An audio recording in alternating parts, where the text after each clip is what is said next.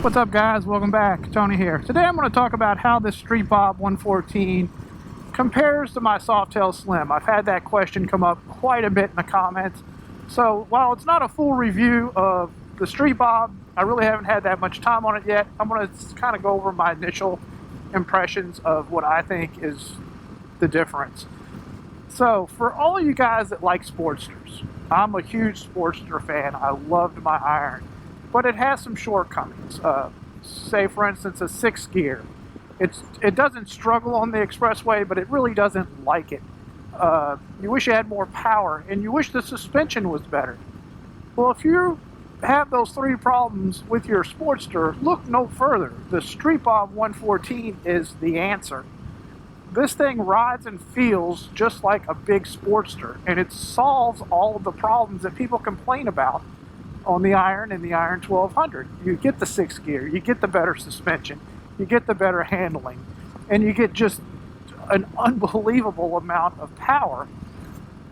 And like I said, when you're riding it, it feels like a Sportster. Mid controls, everything about it feels familiar as like a Sportster. It feels like a big Sportster, so it's very familiar for you Sportster riders.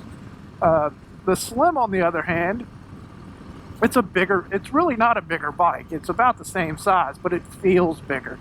The bigger gas tank, the forward footboards, everything it's a little bit in the corners and the back roads, it's a little bit slower feeling than the Street Bob. The Street Bob feels a little more nimble, feels a little bit more at home on the back roads and in the twisties, where on the flip side, the Slim feels more planted and smoother on the expressway than the Street Bob.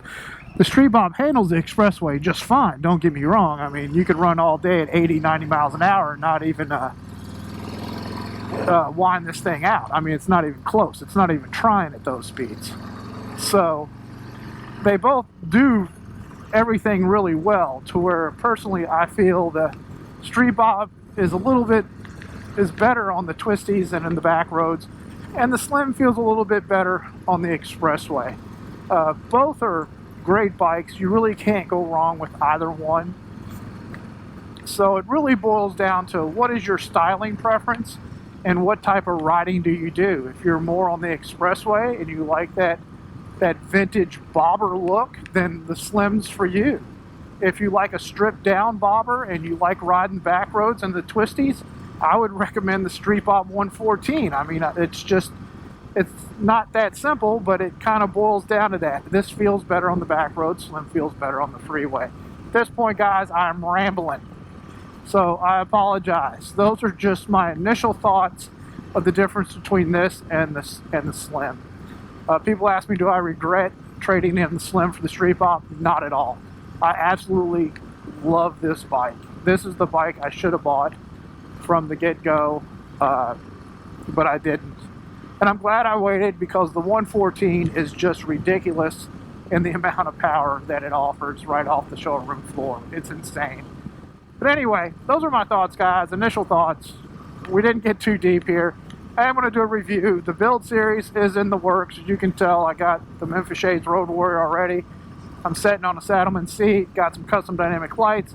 There's a few other things that are going to happen, and then the build series is going to begin, so stay tuned for that.